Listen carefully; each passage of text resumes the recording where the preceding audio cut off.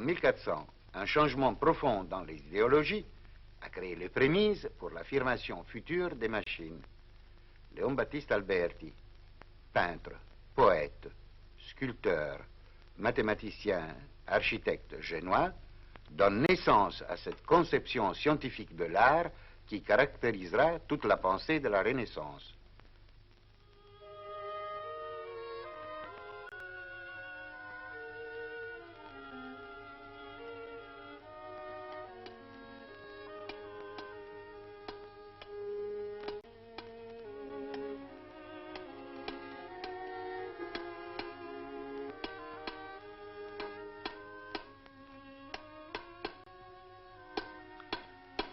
Dans un de ces ateliers du XVe siècle, où l'on fait de la peinture, de la sculpture, de l'architecture, les travaux sont conçus et dirigés par un seul artiste et exécutés, au moins en partie, par ses élèves ou ses apprentis.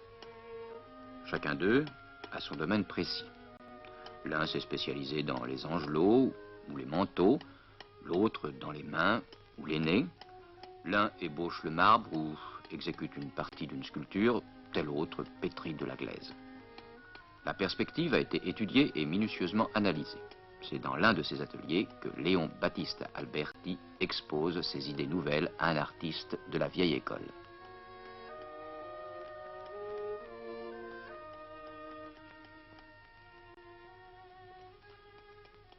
Quel sens y a-t-il à vouloir opposer mon nouveau projet de la chapelle des Pazzi à la coupole de la cathédrale Sainte-Marie des Fleurs?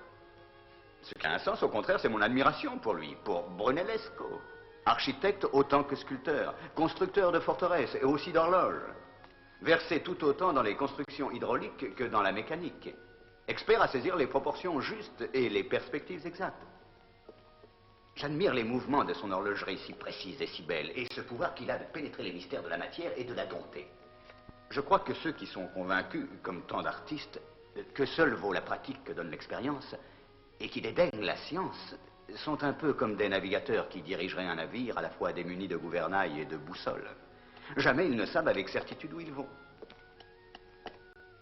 À celui-là qui affirme que tant de savoir n'est point nécessaire à son art et que la pratique lui suffit pour reproduire la nature telle qu'il la voit, je répondrai qu'il n'est point d'erreur si funeste et qu'il n'est pire illusion que de se fier à son jugement sans le contrôle d'aucun raisonnement.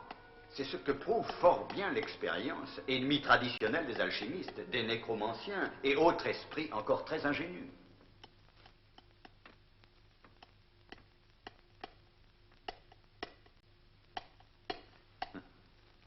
Je ne suis pas sans savoir qu'on dit de moi que je ne suis pas un artiste, mais un pédant.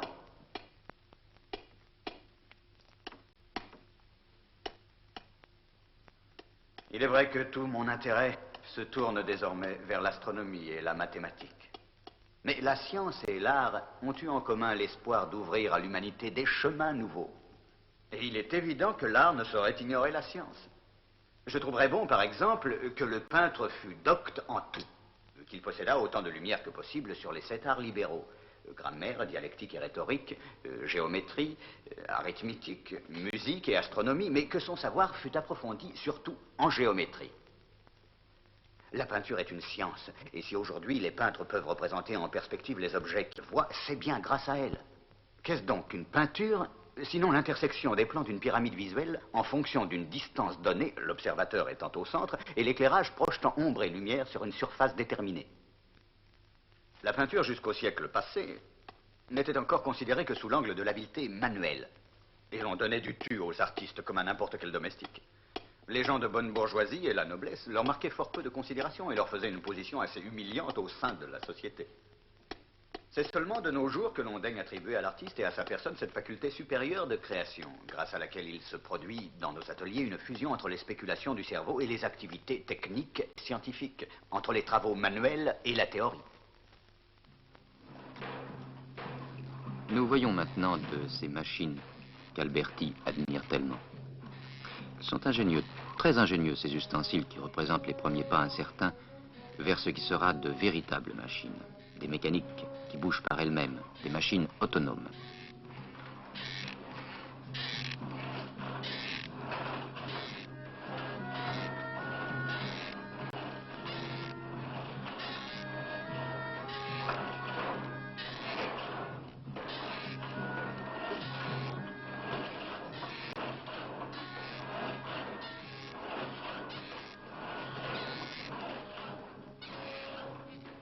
magnifique. Viens voir maintenant cette autre machine. Elle sert à fabriquer des limes. C'est ce contrepoids qui fait mouvoir le tout. Tire le contrepoids vers le haut.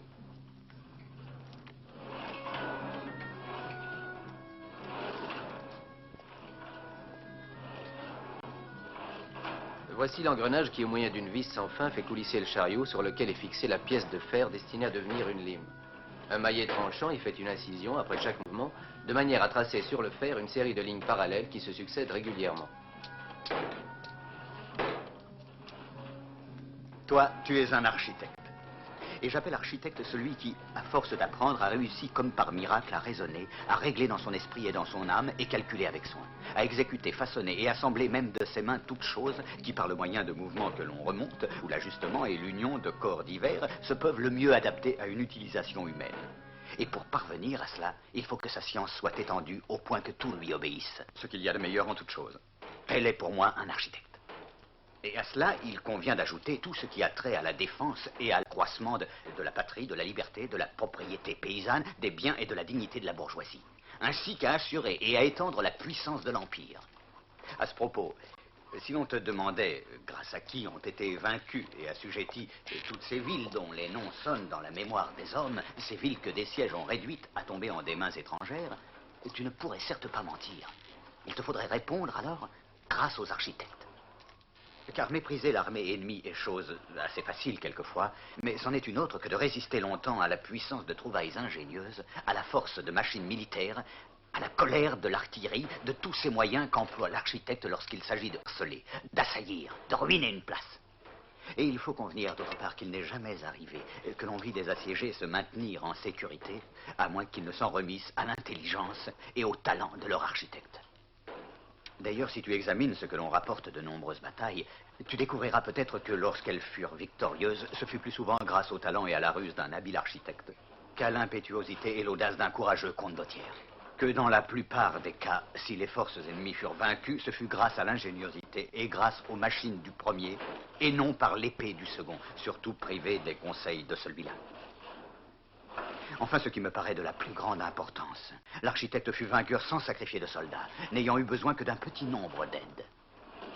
Et cela suffirait déjà pour qui considère l'économie du résultat. La poudre à canon de laquelle nous avons parlé dans l'émission précédente suscite le développement de la métallurgie. Des modes, des méthodes nouveaux de travail s'imposent, ils doivent devenir, comment pourrais-je dire, plus industrieux. Et en effet, on l'organise de façon plus rationnelle et timidement commence à apparaître un vrai et propre travail en série. Préparez-vous à hisser le moule et à le mettre en place. Doucement, vous autres, doucement. Attention. Faites doucement pour l'amour de Dieu. Doucement, doucement. Au début du XVIe siècle, les canons, toujours plus grands, sont coulés en bronze. Attention, il n'est point en place. Soulevez-le avec précaution. Paré? Les techniques ont évolué. Les armes à feu sont devenues plus efficaces. Les artisans découvrent mille artifices pour en fabriquer de meilleurs. À cause de cette évolution, d'où a surgi une rivalité entre le bronze et le fer, les canons sont de bronze, mais les armures et les cuirasses sont en fer. On peut y aller, maître? Oui, allez-y, mais attention, hein, prenez garde. Faites très attention. Ne le comprenne pas trop dans le moule. Et celui-ci, comment est-il?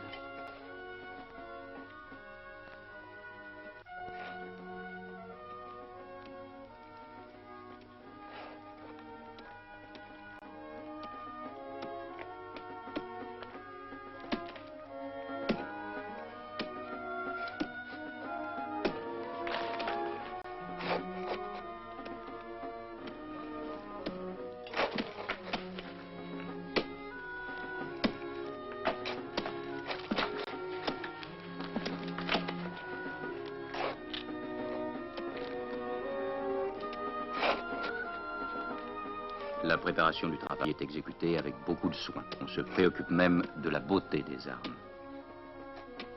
Voilà, c'est paré.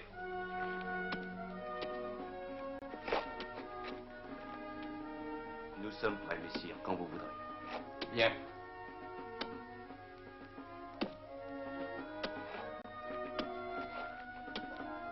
Préparez les conduits.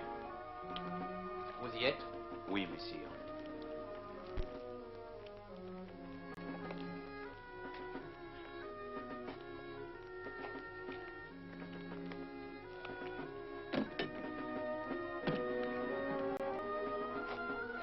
sont en train de serrer les joints pour la couler.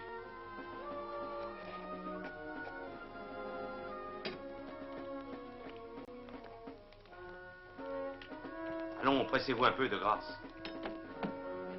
Ouvrez le four.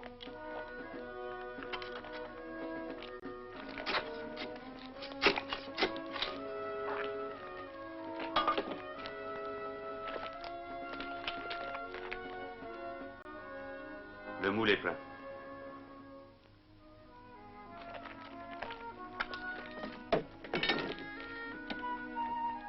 Faites attention.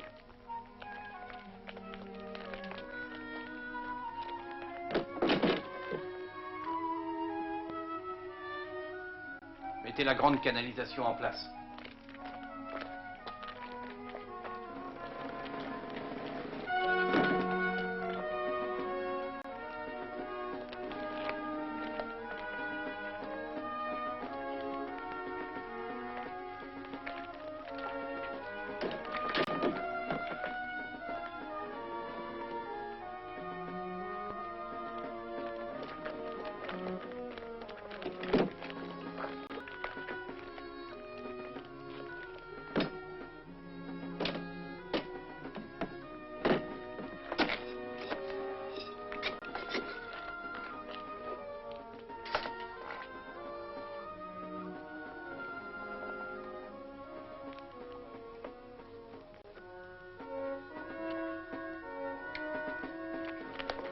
Passons à l'autre moule à présent.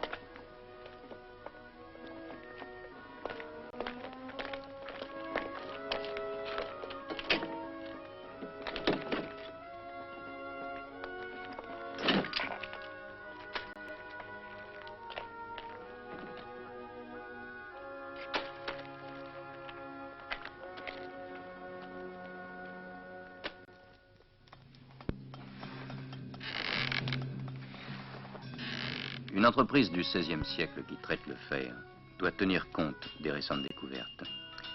Les chevaux sont ferrés avec une habileté plus grande, ce qui ne se pratique que depuis à peine 2 siècles. On forge des lames d'Azzaro, c'est-à-dire ce que l'on appelait de l'acier, mais qui n'était en réalité que du fer trempé. Les épées ont des lames d'acier, mais leur poignée est de bronze, et cet usage durera jusqu'à nos jours.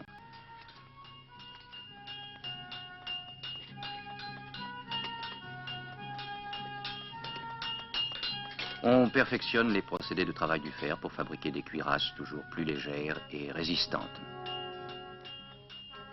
Le fer trempé, que l'on appelait azzaro ou acier, s'obtient en refroidissant dans un liquide du fer chauffé au rouge. Un jeune garçon aux cheveux roux est l'élément essentiel pour la fabrication des meilleurs aciers, parce que son urine est considérée comme le liquide indispensable à l'obtention de la meilleure trempe. Enfin, ce n'est pas possible que tu n'aies pas envie de faire. Ah, misère, mais qu'est-ce que je vais devenir, moi? Il faut me raviver un peu ce feu en m'insufflant un peu d'air dedans et me garder ces cuirasses chauffées au rouge.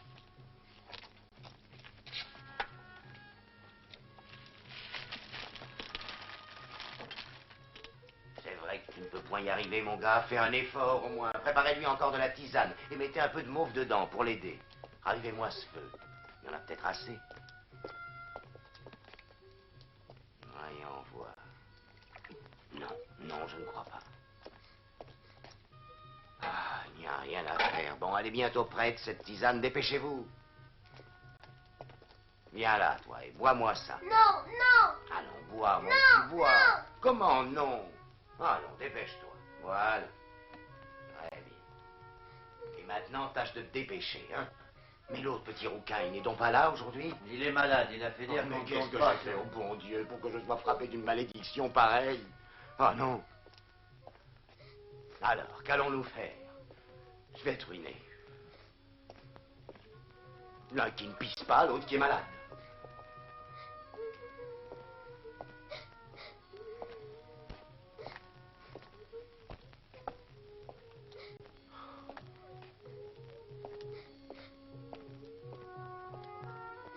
Alors, qu'est-ce qui t'arrive? Toujours rien, mais fais un petit effort, mon enfant. Je crois que ça y Allez, est. viens te mettre là. Viens. Fais. Vous y êtes, vous autres? Tenez-vous prêts, hein? Attention. cuirasse. Mets-la à tremper sans perdre un instant. Bon, pose-la là, voilà. Maintenant à l'autre. Un mauve, c'est bien, un peu de cerise aussi, mais les deux, c'est mieux. Bien, ça, tu vois, c'est pas difficile.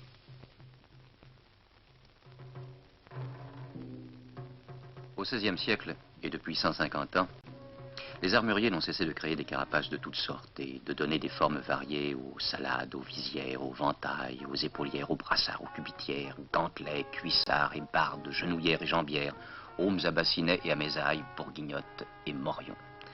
Et ils ont fabriqué les armes blanches les plus diverses. Des épées, épées de parade, espadons, lances, destocs, hallebardes, pertuisanes, javelots, piques et autres armes d'ost.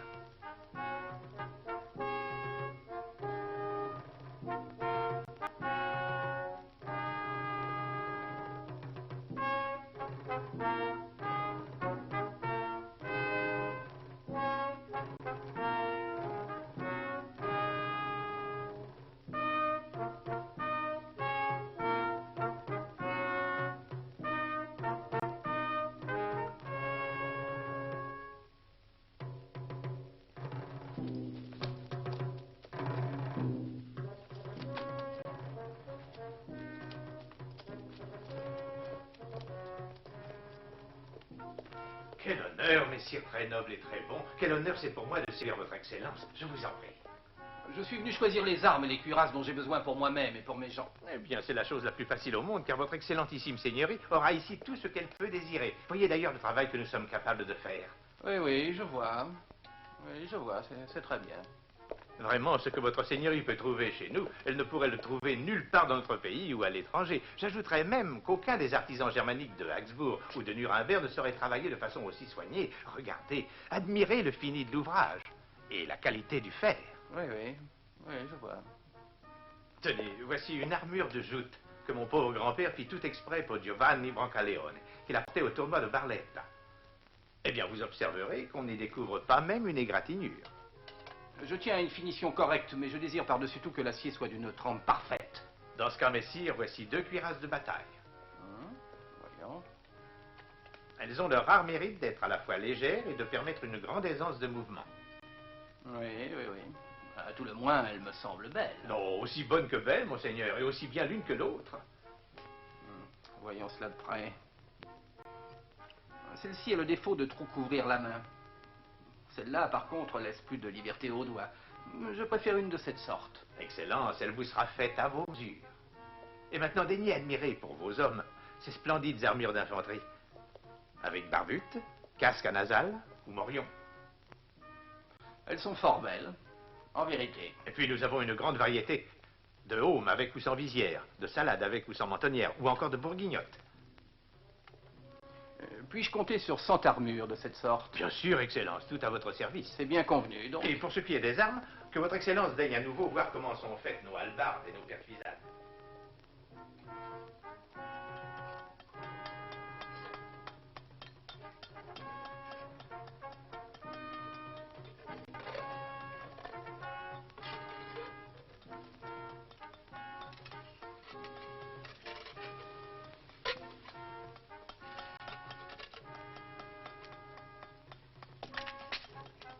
La poix est refroidie. Bon, alors verse-la là-dessus.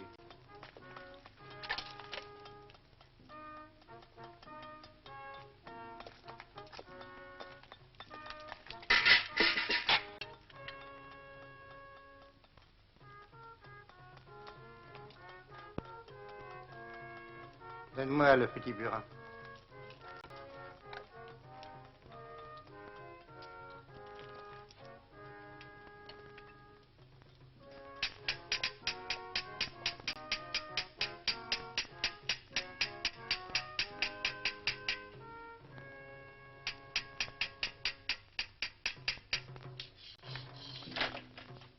Je vous en prie, messire. Bien le bonjour. Je salue son excellence. Ma cuirasse est-elle prête? Elle est là. S'il vous plaît, messire.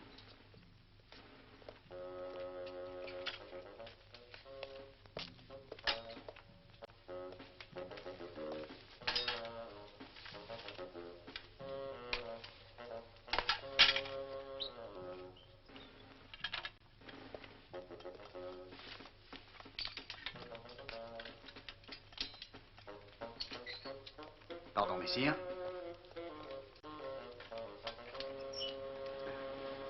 Serre bien ici, là, en haut. Hein? N'est-ce pas un peu trop ajusté? Ah non.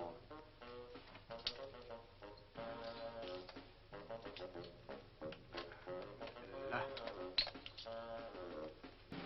Êtes-vous à l'aise comme ceci? Un moment, laisse-moi voir. Apportez le reste. Voyons un peu comment sont ces brassards. Voilà, messire. Vous sentez cette légèreté, cette aisance des mouvements, messire. La mesure est-elle juste? Ça me paraît justement un peu trop juste. Hein? Ça ne me fait pas mal, mais ça me gêne. Voilà, ça me gêne un peu à la jointure. Oh, eh bien, nous allons tout de suite y remédier. C'est exactement à cet endroit, voyez-vous, au coude, là. Oui. Et que l'on me donne l'épée. Voilà. Est-ce mieux Oui, ainsi? ça va, maintenant. Faisons un petit essai. Ah, merveilleux. Oui, oui, parfait. Merci. Tiens. Voyons les cuissardes à présent. Ah oui, oui, voyons les cuissardes. Doucement. Il faut revoir cette cubitière qui me gêne toujours. Tout de suite, messieurs. Attendez, ne bougeons plus, je vous en prie. Doucement. Ah Comme oui, ceci. j'ai encore une gêne. Je me sens emprunté. Si je n'éprouve pas encore une entière aisance. Vous sentez-vous tout à fait dégagé maintenant? Oui. Je vais essayer de marcher un peu. Bien qu'en principe. Eh oui. Oh, splendide. Ça vous habille très bien. Vous êtes parfait, messieurs. Oui, oui, ça va. J'espère que vous êtes satisfait. Oui, ça va, ça va. Oui, c'est pas mal du tout.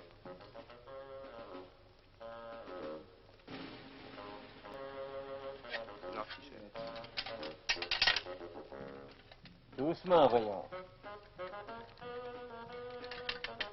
Allons, serre.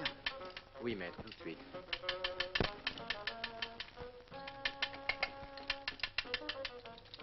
Relevez la visière. Un instant. Voilà, messieurs.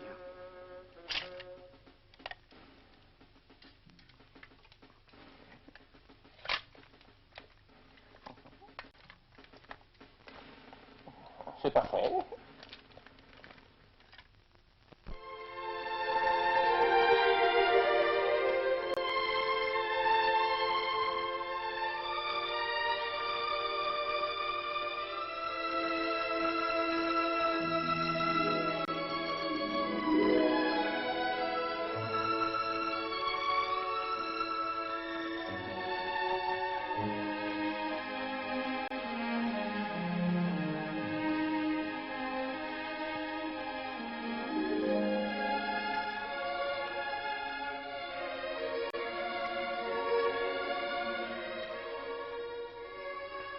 Voyons maintenant quel usage on fait de ces armes et cuirasses que le XVIe siècle juge si efficaces.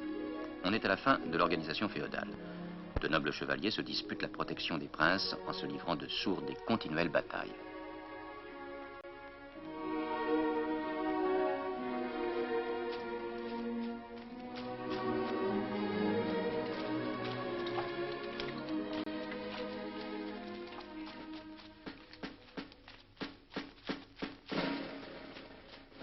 Approchez!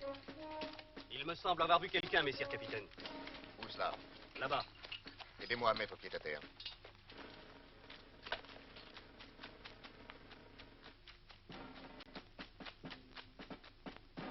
Prenez toute disposition pour l'encerclement. Vous, par ici. Vous autres, par là. Mon arquebuse.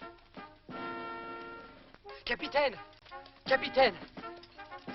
La troupe ennemie avance dans le bois, de ce côté. Aidez-moi à descendre.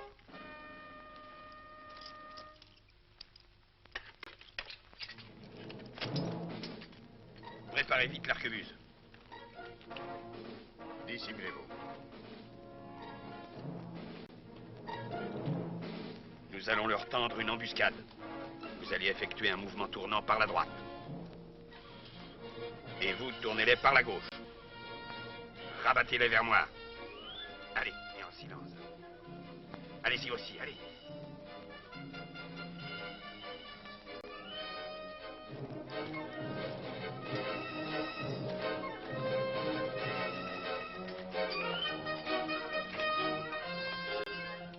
Mon arquebuse. Plante la fourche ici. La mèche. Allez, éloignez-vous.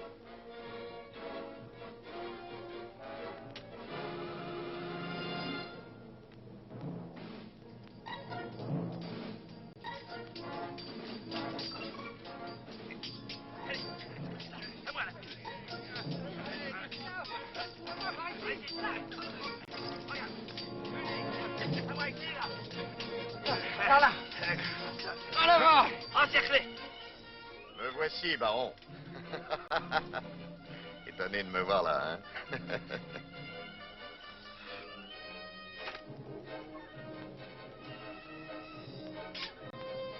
Ouais. Prêt.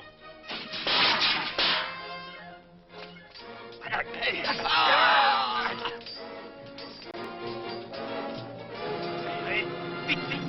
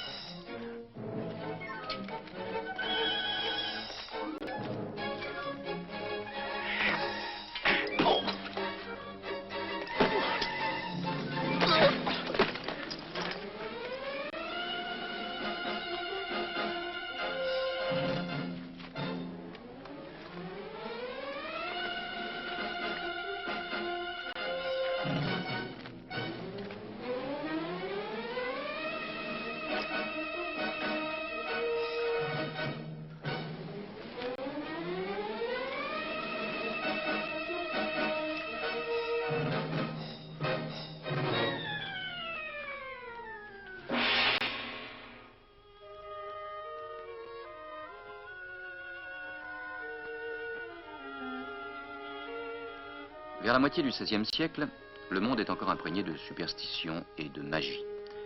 Malgré cela, la pensée scientifique réussit assez facilement à se développer et à s'imposer, comme nous le prouve cette rencontre relatée par la chronique entre Niccolo Tartaglia et le duc d'Urbino. En quoi consistent ces nouveautés que vous dites avoir découvertes et que vous exposez dans ce livre sur l'artillerie que vous voulez bien me dédier? Il s'agit des proportions et de l'ordonnance des tirs, tant lointains que rapprochés, quelle que soit la pièce choisie ou le projectile qu'elle envoie. Je ne vous entends point. Veuillez parler avec plus de clarté et me donner un exemple. Oh, il est bien naturel que votre grâce me demande d'expliquer mon invention, mais pour ce faire, je me vois tout d'abord contraint de lui parler d'un instrument qui est le fruit de mes recherches en ce domaine. Voici l'instrument en question. Ce n'est qu'une simple équerre d'arpenteur faisant office de quadrant qui peut être fait de métal ou bien encore de bois ordinaire. Il représente un quart de cercle que l'on a pris soin de diviser en 12 parties, chacune de celles-ci étant à son tour divisée en 12. Soit au total 144 divisions toutes pareilles. Voici un fil à plomb. Maintenant, quelle que soit l'inclinaison que je donne au quadrant en question, la pesanteur va maintenir le fil à plomb vers le centre de la Terre. Ainsi, le fil indiquera exactement l'inclinaison du quadrant par rapport à la verticale. Oui, jusque-là je vous suis et tout ce que vous venez de dire est fort clair, mais au juste où voulez-vous en venir maintenant? Eh bien, je voudrais accessoirement en venir à ceci. J'ai découvert par mes travaux dans quelle proportion et selon quel ordre augmenter la portée des tirs. Et cela non seulement division par division, mais minute par minute, jusqu'à l'élévation correspondante à la 6e division, c'est-à-dire 72 minutes. Naturellement, la chose est valable pour toute balle ou tout boulet, qu'il soit de fer, de plomb ou même de pierre ou autre matière. Si je continue de faire monter la pièce au-delà du point 72, eh bien l'on peut déterminer avec précision dans quelle mesure la portée du tir va diminuer.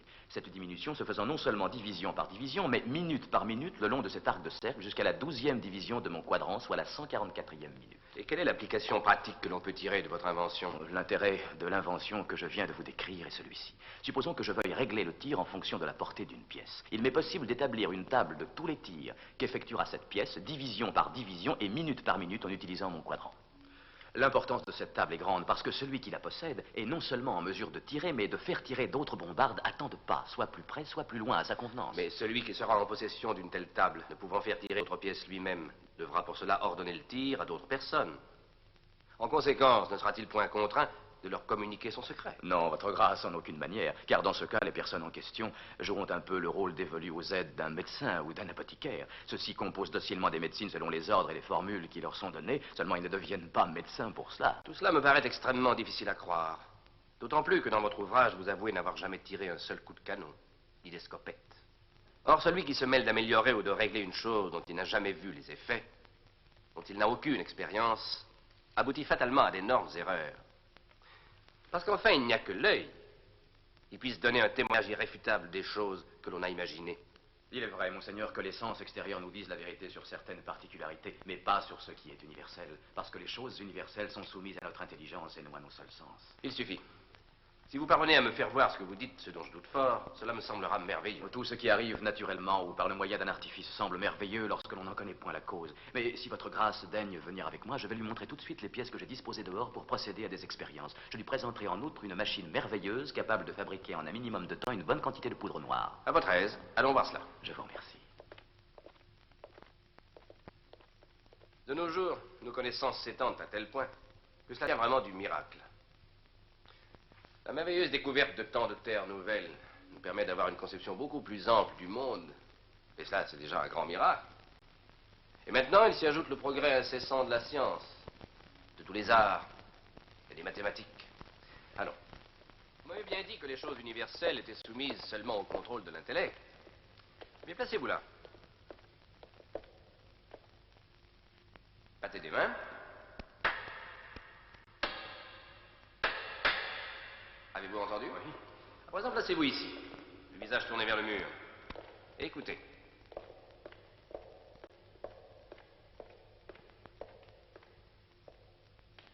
Si subtile et rusée est la nature, elle ne veut rien donner qui se puisse utiliser sans art.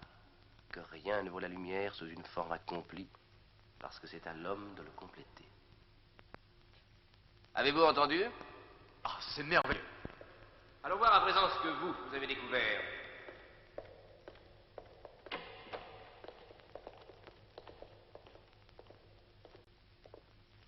Comme le dit Paracelse, Dieu n'a pas voulu que l'homme utilise son œuvre telle qu'elle, mais qu'il l'examine et en fasse l'étude afin de savoir pourquoi elle était faite ainsi. Mais comme de leur naissance jusqu'à leur accomplissement, toutes choses ont été créées de rien, ainsi il n'existe rien sur cette terre qui soit par soi-même accompli. Dieu nous a donné le fer, par exemple, mais non pas ce qu'il devait devenir. Il n'a pas créé les fers pour les chevaux, ni les faucilles, ni les barreaux, seulement le minerai. Et c'est sous la forme de minerai qu'il nous l'a donné. Tous les arts sont dans l'homme. C'est ce que la Providence a voulu. Lorsque Dieu a créé quelques matières par elles-mêmes inachevées, c'était pour donner mission à l'homme de la porter à son terme. Au commencement, les créatures que nous étions ne furent point faites pour le travail. Mais une fois chassées du paradis terrestre, celui-ci devint une obligation. Dieu nous l'imposa en envoyant l'ange nous dire « Désormais, c'est à la sueur de ton front que tu mangeras ton pain. Oui, et aussi, ton travail te nourrira et te réconfortera dans la misère et la douleur que t'apportera chaque jour. Maintenant, je serais heureux de montrer à votre grâce cette nouvelle machine. Continuez à travailler, vous autres. Cette mécanique a l'avantage d'être actionnée par un homme seulement et d'accomplir le travail de 7 par le moyen de cette série de marteaux-pilons qui viennent frapper le fond de ces mortiers et réduisent en poudre le charbon et le soufre qui doivent être mêlés, comme le sait votre grâce, à 3 parties de salpêtre pour une de charbon et une de fleur de soufre. C'est très ingénieux. Ces diverses poudres sont alors tamisées et de nouveau mélangées afin de se confondre de manière homogène. Je voudrais montrer maintenant à votre grâce un nouveau procédé permettant de fabriquer de la poudre noire beaucoup plus efficace que par le passé. Je vous en prie.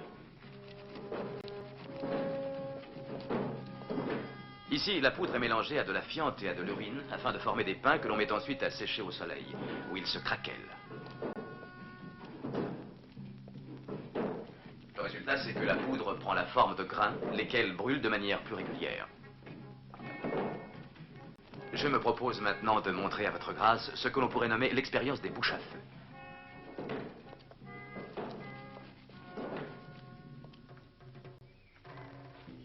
Monseigneur. Comme peut le constater votre grâce, ce sont là des modèles réduits des pièces d'artillerie actuellement en usage. La plus proche de la cible est pointée selon le niveau minimum de notre quadrant. Et progressivement, les autres sont à l'élévation du 1er secteur, puis du 2e, puis du 3e et du 4e secteur selon les divisions portées sur notre arc de cercle.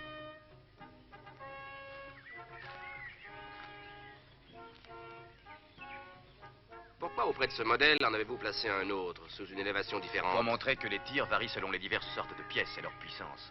Depuis la position la plus rapprochée, pour frapper une certaine cible, s'il s'agit par exemple d'une bouche à feu de ce type, il faudra la pointer sous l'angle correspondant au 3e secteur, alors qu'une pièce de plus petit modèle et dont la portée sera donc moins grande, tirera sous un angle correspondant au 4e secteur, et ainsi de suite.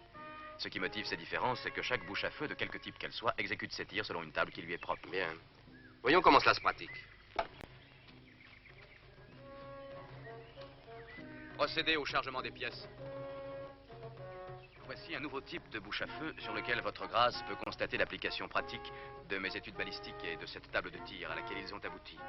En conséquence, l'élévation de chacune de ces pièces correspond à un point déterminé de mon quadrant, ce qui a pour effet de faciliter la précision et la rapidité des calculs lors d'un bombardement. Je vois.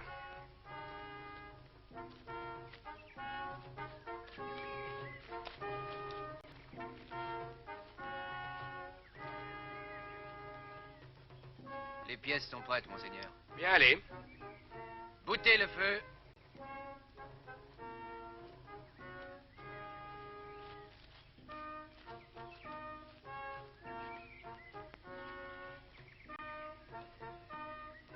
Tirez.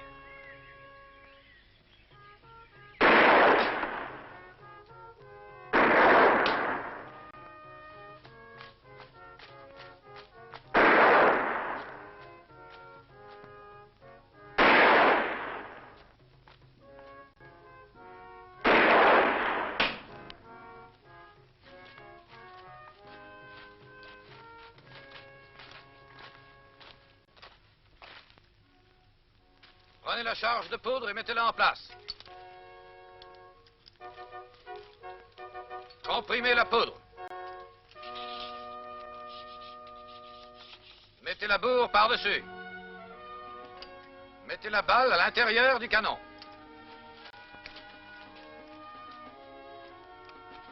Enfoncez et tassez.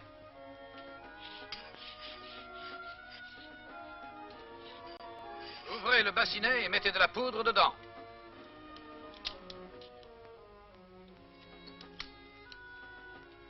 Refermez le bassinet. Soufflez la poudre en excès sur le chien. Mettez en place la longueur de mèche qui convient. Vous deux, apprêtez-vous à tirer. Soufflez sur la mèche. Épaulez et visez. Tirez! Au XVIIe siècle, les armes à feu sont devenues si efficaces que les cuirasses ne peuvent plus leur résister et disparaissent. La meilleure défense est représentée par la mobilité et l'agilité des soldats. Tirez! À vos places.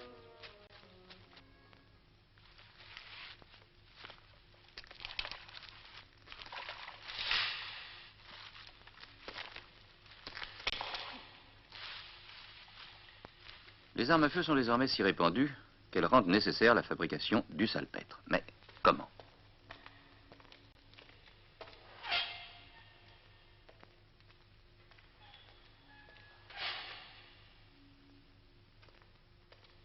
Arrière, hein.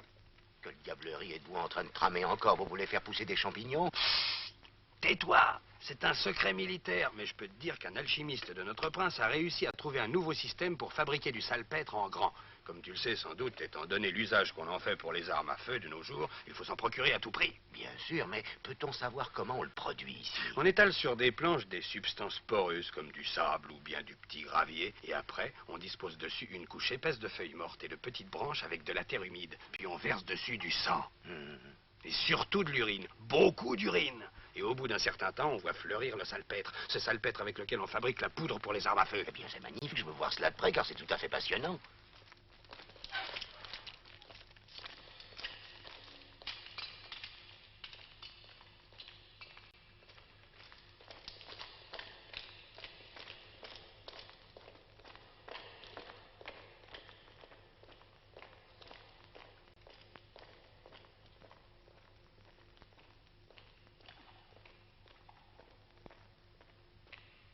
Et les soldats accomplissent jusqu'au bout leur devoir envers leur prince.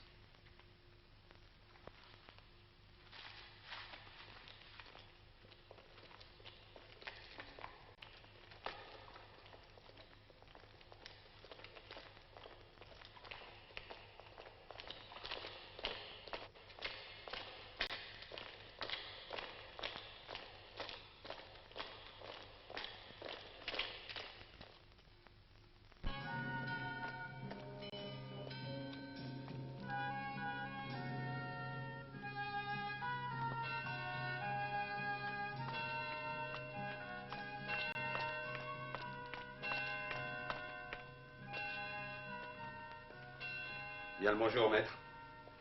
Le chien de mon mousquet me semble défectueux.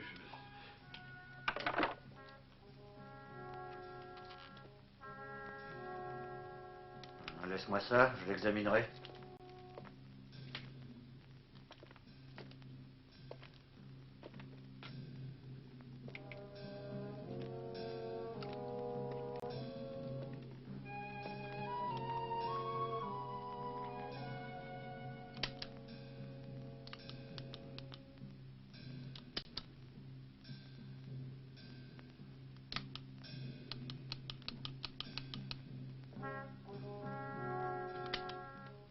Une platine à silex équipe les nouvelles armes portatives et permet un tir accéléré.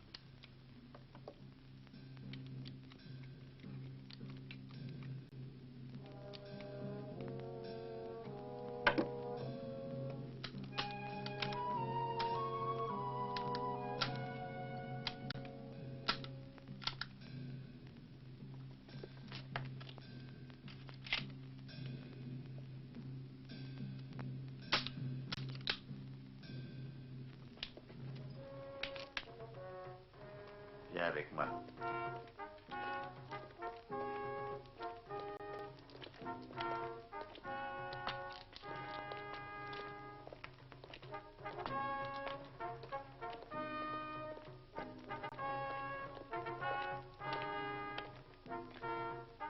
C'est un type de mousquet périmé aujourd'hui. Maintenant, l'allumage ne se fait plus par une mèche. Il se pratique au moyen d'un silex ou pierre à fusil, qui est bien plus sûr et plus rapide. Eh bien, je vais te montrer. Donne-le-moi, tu vas voir.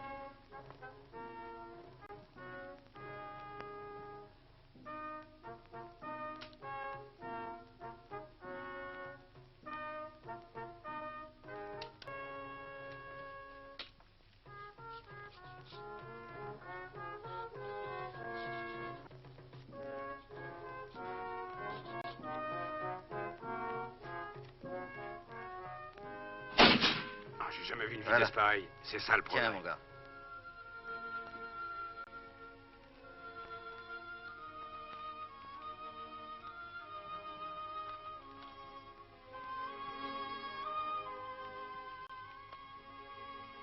En 1740, un horloger, Hansmann, obtient dans des creusets de plombagine un acier beaucoup plus homogène qui vaudra une réputation durable aux outils, couteaux et instruments chirurgicaux portant la marque de Sheffield. La métallurgie qui languissait se trouve ranimée par ce nouveau procédé dont la diffusion s'étendra au monde.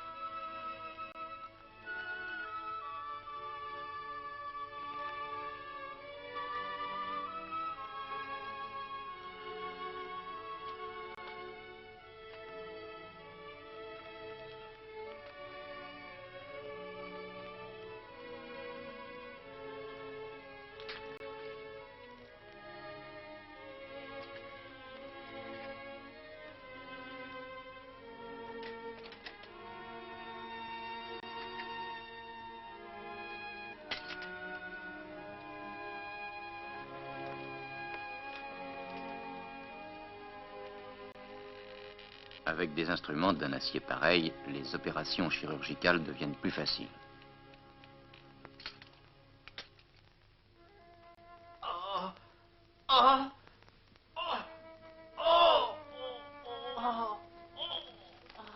Il va falloir l'amputer. Transportez-le sur la table.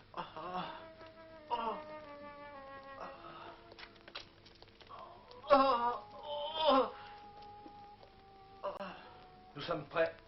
Bon, il ne faut pas avoir peur. Maintenant, avec des fers en aussi bon acier, une opération s'effectue beaucoup plus rapidement que jadis. Oh, j'ai peur, docteur. J'ai peur quand même. Autrefois, pour couper une jambe, il fallait compter 2 à 3 heures. Maintenant, c'est l'affaire d'une petite heure. On va vous lier solidement afin d'éviter tout mouvement inopportun. Faites rougir les fers pour la cautérisation. Oh non. Allons, restez tranquille, voyons. Tout va se passer à merveille, mon ami, vous verrez.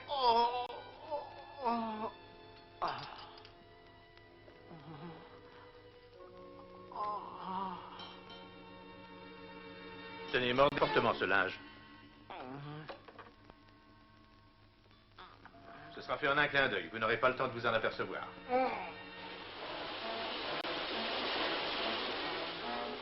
À la fin du XVIIIe siècle, des marteaux-pilons mécaniques, mus par l'eau, facilitaient une espèce de travail en série. On fabrique ainsi des boulets de canon exactement calibrés.